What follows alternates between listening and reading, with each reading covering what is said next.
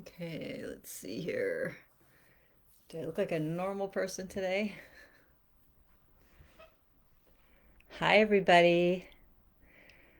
So, I'm going to give it maybe a minute and let people sign on and tune in to the frequencies that I'm on. I don't know what frequency I'm on right now, but it's good. It's really good. It's been a very busy Monday, and looking forward to sharing this energy with you and sharing this time. So, I'm going to talk a little bit about what I channeled in for this new moon solar eclipse in Sagittarius, which is a fire sign. And Sagittarius has a lot to do with philosophy, um, different cultures. So, people who are foreign to you, countries, companies that are foreign to you. Um, so, it could be people overseas or, people, in maybe just people who come from a different culture that maybe they live near you or you become friends with them. Um, this particular new moon solar eclipse is actually also on the south node because the north node is now in Gemini, which means, it's a really good time to focus on changing up your personal routine, your personal environment so that you're happier, right? Um, so this eclipse being on the south node, um, are you making decisions based on the you in the past rather than the you right now? So the energies are really shifting. Um, they have been shifting all year. But in particular, now we have spent the past 2.5, 3 years in Capricorn energy. We've had many, many planets in Capricorn, including the two big ones, Saturn and Jupiter. So, um, Saturn is about to move into the sign of Aquarius, and Jupiter will follow suit probably just a couple days later. So, right now we have Jupiter and Saturn conjunct the very last degrees of Capricorn, like 28 point something and 29 degrees. So, yeah, they're about to move into Aquarius. So, this last bit of Capricorn energy, I feel like, we can really use it to anchor in and ground into the life that we want to create in 2021, the happiness we want to create. So even more than just a life, it's about creating your happiness. And then how do you share that happiness? When we look at Aquarius and the sorts of themes and ideas that are around Aquarius, gotta got this really beautiful Labradorite, which magic and transformation, and then an angel aura that I got from Sedona when I was there in September. I'm going to hold on to these. So that way, if any other new information wants to channel, I'm plugged in to my allies, so to speak. God, look at that. So cool. And this one is so pretty too. I love angel auras. Um, so, Aquarian people watching, or maybe Aquarians, they're going to really be in their element. So, as Jupiter and Saturn move to 0 degrees Aquarius on December 21st, 2020, which is in a week from today, that marks a whole 200-year cycle, the end and the beginning. So the Capricorn change and transformation that had to take place, from like 2018, 2017 through now, had to do with the transformation of government, of banking and financial systems, um, education, um, how we deal with our dark and shadow side, right? Because, so much of Capricorn, um, well, every sign has a dark side. Um, every sign has its shadow. So the dark side of Capricorn is number one, greed. Um, so what lessons did you learn around greed? And yeah, we all have. You know, the that impulse to make decisions based on money, based on having more money or more of a resource or more. You could be even be greedy for love, greedy for attention. I mean, there's a lot of things we can be greedy for. It's not just money, but most of the time we think of greed, we think of money and financial prosperity. So, financial prosperity and greed are not the same thing, right? We know that. It feels different. So, what areas in your life were you greedy, or did you learn about greed and how you deal with it? The other dark side of Capricorn is to win at all costs, to succeed at all costs. Oh my gosh, I've been there. And usually it was at the cost of my health or the cost of my sanity or the cost of my free will. What were you giving power to? Because, Capricorn's energy is, can definitely, there's other, like Mars and Aries can also have a lot to do with tyrants. But Capricorn is definitely a big, the shadow of the tyrant, of the destructive father figure, of the devouring masculine, the patriarchal masculine, the patriarchal wound of the masculine. And it doesn't matter if you're a man, woman, transgender, doesn't matter what your gender is, there is a wound that is part of that. So we had to deal with that. And a big part of that wound is I will succeed at all costs. Sometimes at the cost of relationships, at the cost of giving your children more of your love, at the cost of giving your children more of your time, giving your friends time. I can't even tell you how many friends reached out to me and I don't have time, I'm busy working. I don't have time for you. Um, or, wait until it's okay for me. And there are moments when we have to be that way, when we have to set aside time, whatever, to work on ourselves, to work on the financial stability we want to create in our lives. But at what cost? Is it in balance?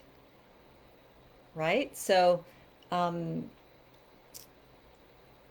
I would say the other shadow side of Capricorn is the very uncomfortable relationship with vulnerability. The almost like the like I can't be vulnerable. I can't, I have to be perfect. No one's going to love me. No one's going to trust me. I'm going to be a failure or a fraud if I'm vulnerable or if I show my vulnerability.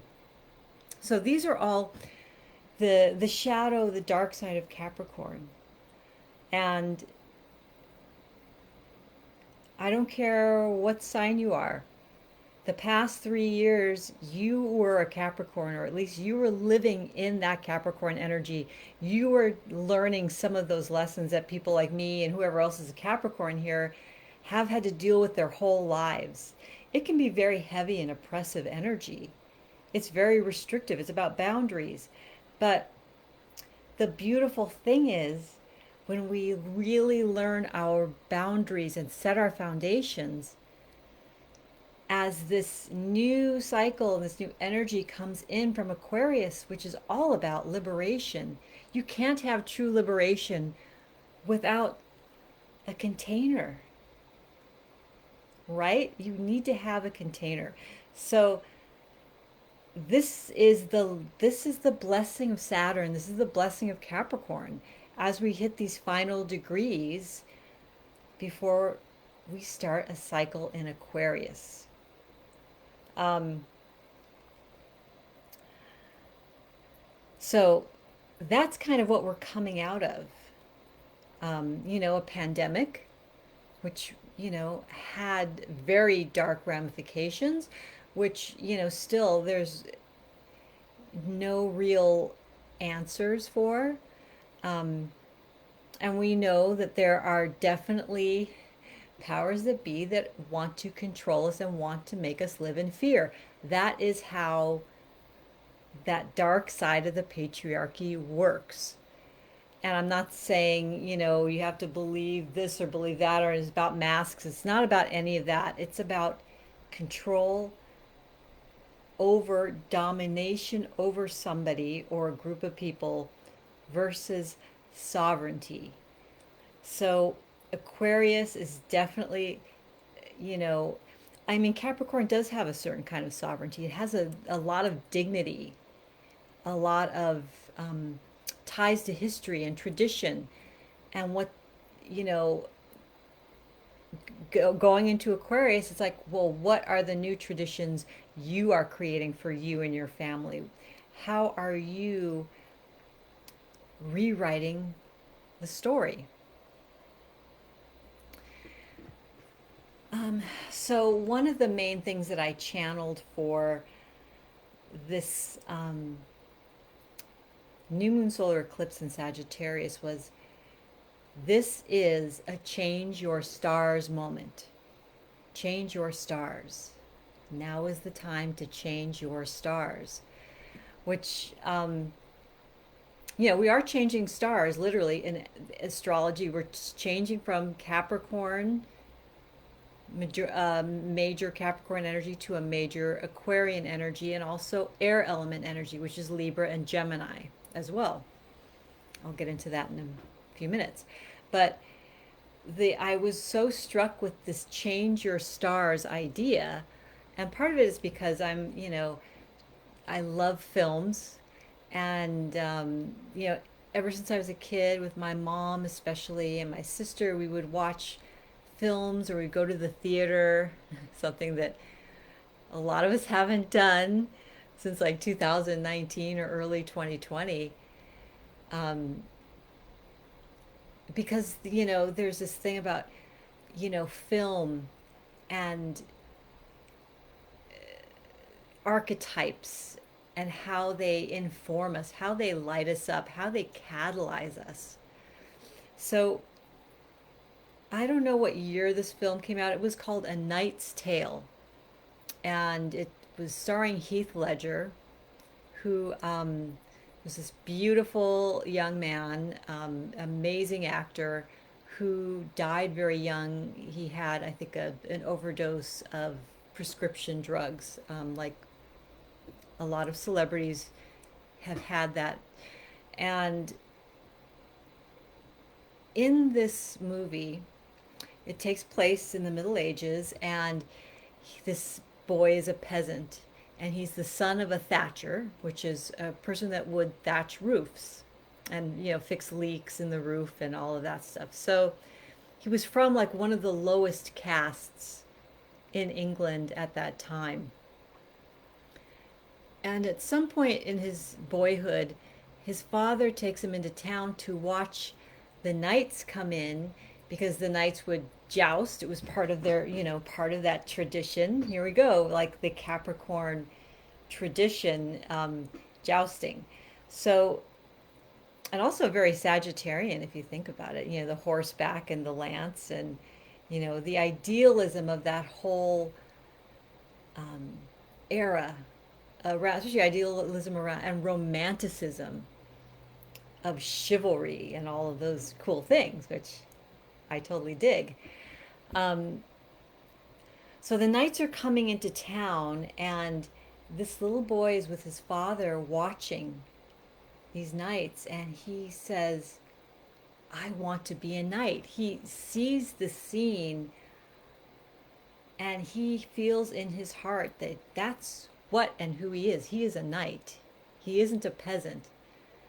So he says something, and then the beggar kind of peasant next to him starts laughing, and he's like, "Oh, come on, you're the son of a thatcher. For you to become a knight, you would have to change the stars." And the boy looks at his father, and God, I'm going to get choked up. It's such a beautiful scene. And he says, Father, can a person change his stars? And his father says, Yes, son, a man can change his stars. And so that's kind of like the whole theme of this film is how this boy grows into a man. Like he even falls in love with the princess. You know, he falls in love with royalty. I mean, it's obviously overly romantic, and you know, it's a film. But the whole theme is he's always shooting for the stars, you know. Again, the archer and his bow, you know, Sagittarius is all about shooting for the stars. Um,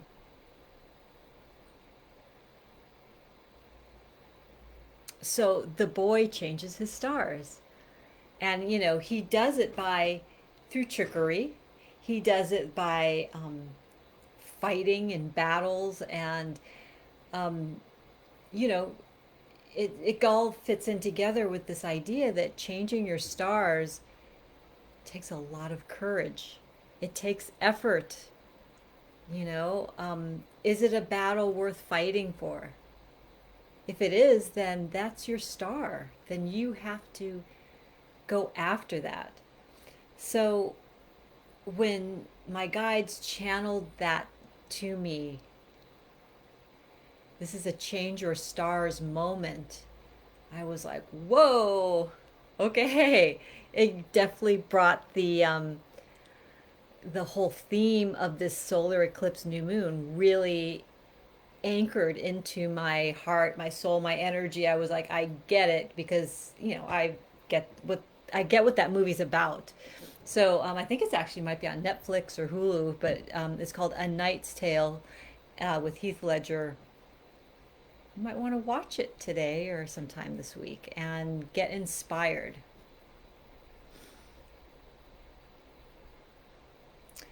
So this is a change your stars moment. Do you feel ready to really step into that? What is your star? Are you ready to claim it? Are you ready to fight for it? Are you ready to embody that in the new year? So take advantage of this time. Take advantage of this moment.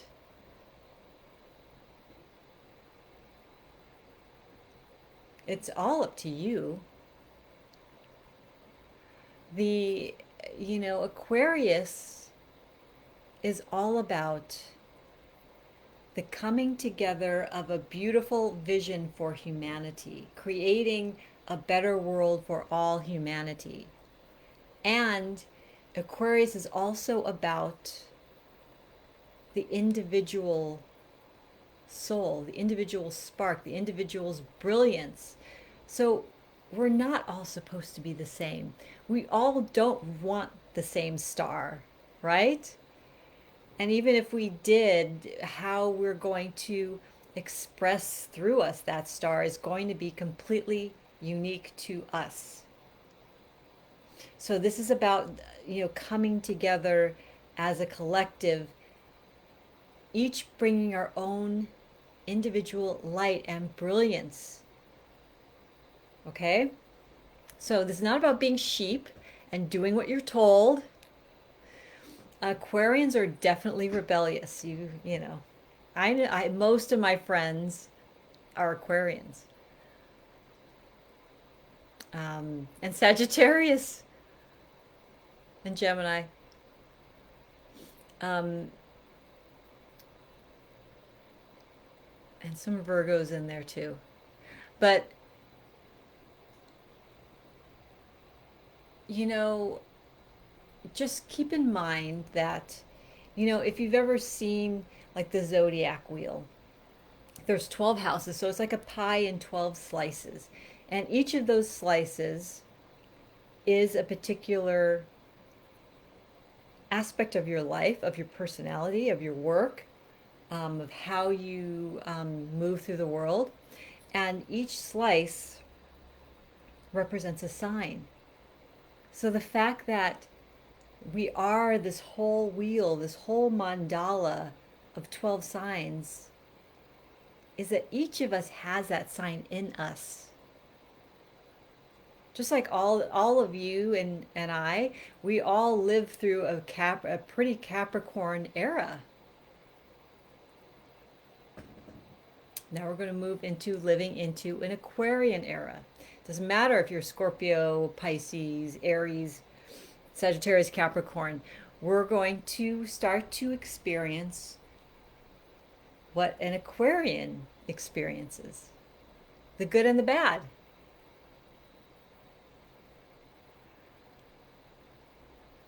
Aquarius is ruled by the planet Uranus, which is in Taurus right now.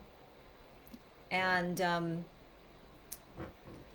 Taurus is all about security, beauty, financial prosperity, income, wealth, investments. So Uranus in this sign that's not a happy place. So, Aquarians and the rest of us are learning how to navigate what it means to have instability in finances, to have a major disruption and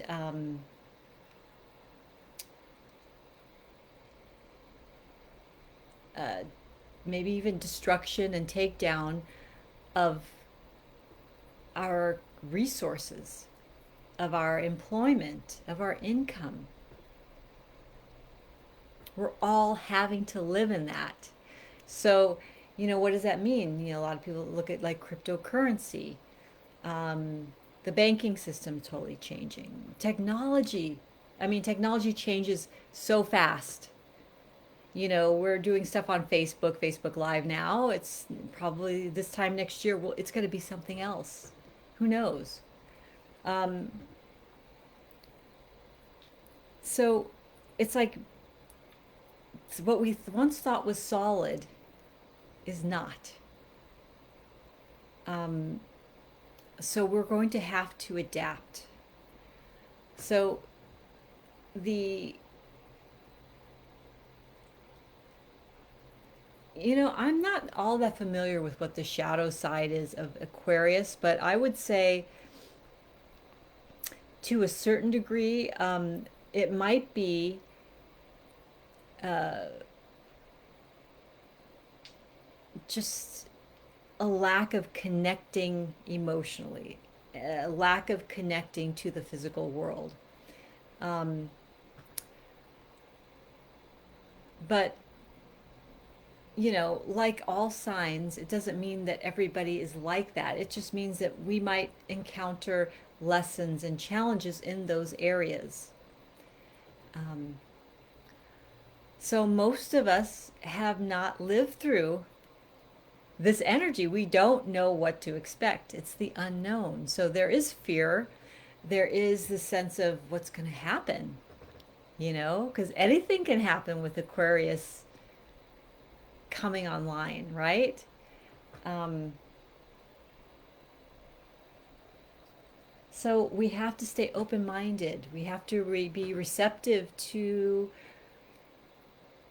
how are we supposed to respond during this time. But either way, it's also so exciting because we get to change our stars. Whatever course you're on now, you can change that course. Whatever your life story is now, you can rewrite that story. You can change the myth and then put yourself in it and live it, because that's the most important part. It's not about an intellectual experiment of, mental masturbation. I can just, think my way or imagine my way out of this. You can't. You actually have to put that world in front of you and step into it. That's how this works. So, change your stars. This is the time. And I will definitely be back next week to be with you on the December 21st, the winter solstice, where we have the beginning of this Aquarius energy. And that's my daughter. I'm doing a Facebook Live. Oh, should I just text you? Yeah, I'll be done in a little bit. Okay. So cute. So yeah, we're at the very final stage of this Capricorn energy, of this Capricorn transformation that we were tested. A lot of karma was cleaned up. I mean, Saturn has to do with karma. So now try to like let go of things and really think about what's going to make me happiest? What's going to be the life that makes me happy? And that's what you need to start creating, okay? So I'm going to choose a Mayan oracle card for us, for the collective. And then I do have some tarot. Okay. So for this week, for this eclipse, it's interesting. It's almost like, it looks like a solar eclipse, except it's a web. The dreamer and the dreamed, and el soñador y lo soñado. Y lo soñado. So it's in Spanish too. You gotta love it. I love this card deck. Okay, so let's read the dreamer and the dreamed.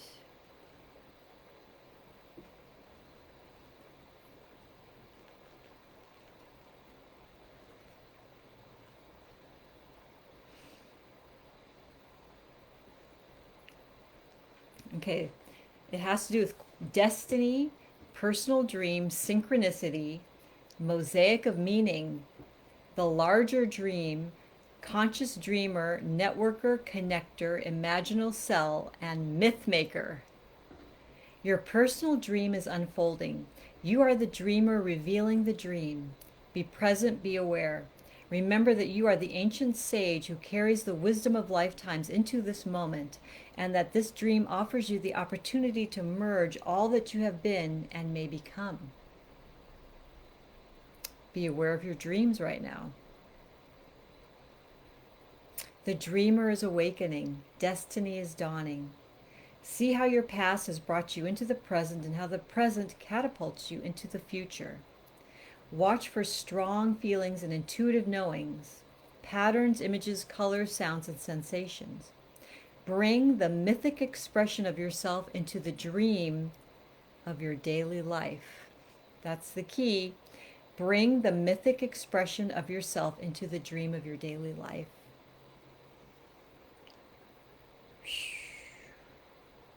Let us create the new dream together. So we each are a dreamer and the dreamed on this web, on different parts of the web, which create the whole.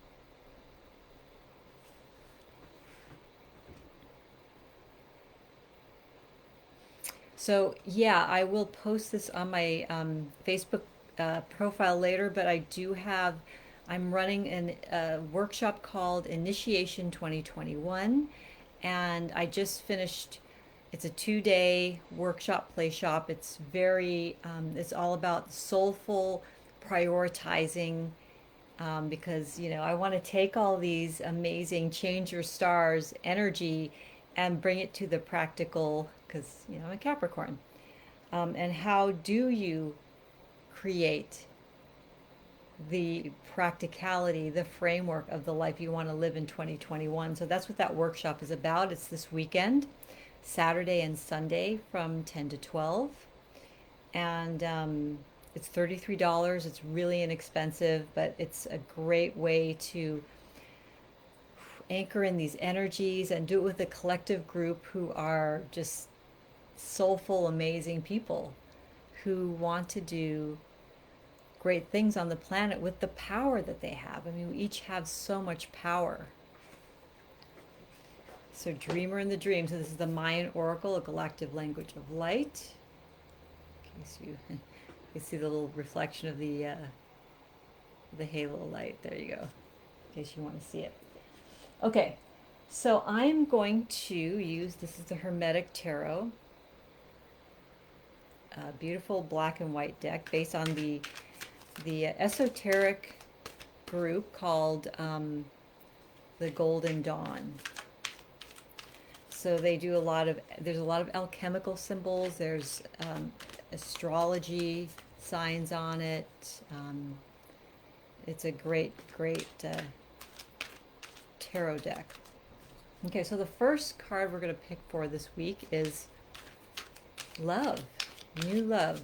What is going to happen in the area of your love life?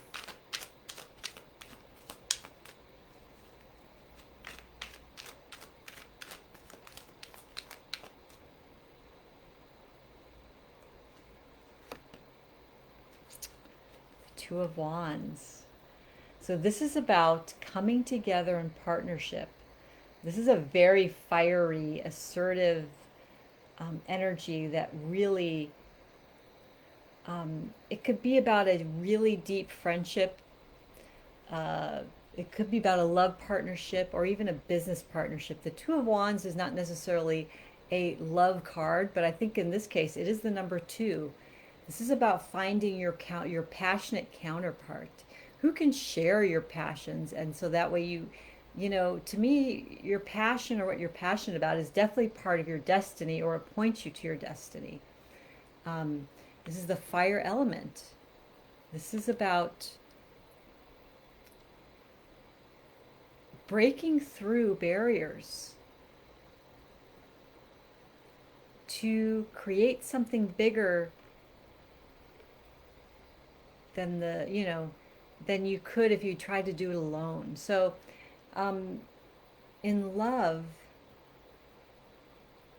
connect with those that you share a passion with. And that could mean, yeah, sexual passion, obviously, but maybe it's the passion for art, passion for photography, passion for music, passion for the written word, for books, whatever it is. You will reach your destination faster. This is kind of like rocket fuel is what they're showing me, like a blast off of energy. So this is really cool. That's the love card. Okay, the next one is going to be for money.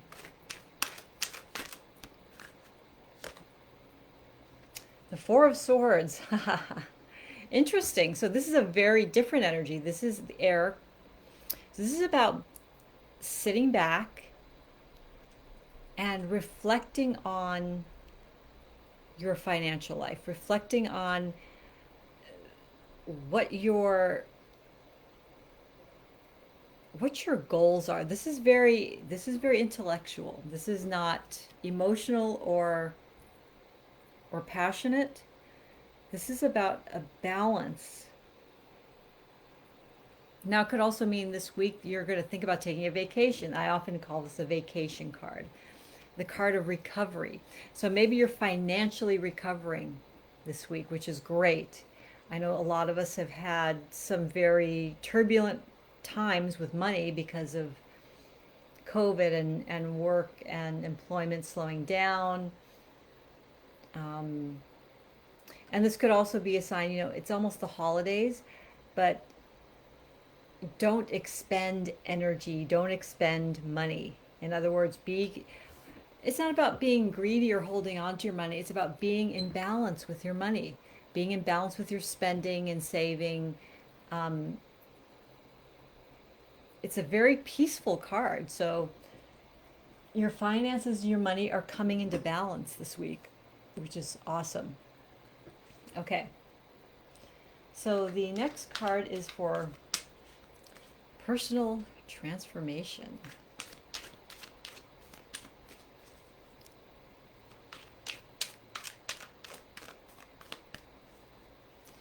So what personal transformation is coming for us this week? It's got two. Wow, we have two eights. We have the Eight of Swords and the Eight of Wands.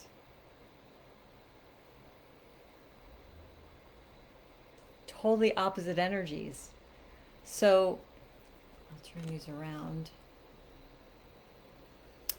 8 is a power number. It's infinity. It's about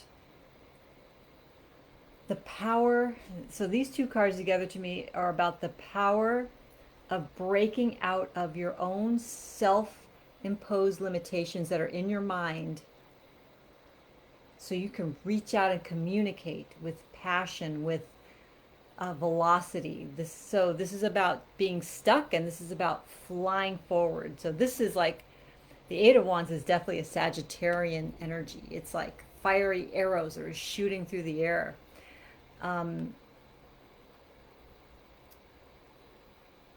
Areas where you have felt stuck, or areas where you felt like you couldn't speak or you couldn't express yourself.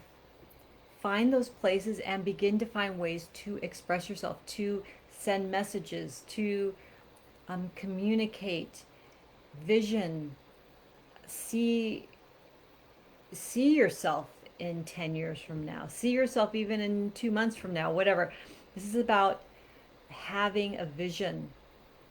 Don't let this illusion of stuckness take your vision from you, especially right now when you can have this change your stars moment. This is your moment to change your stars. So I feel like you will do it with this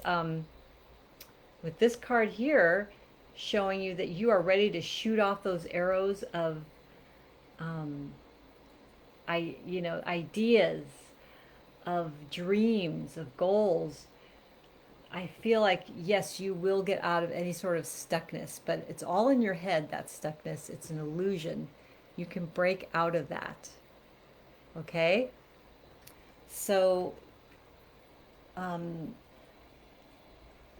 this week, probably most likely Thursday or Friday, I'm going to do this same reading, but for all the 12 different signs.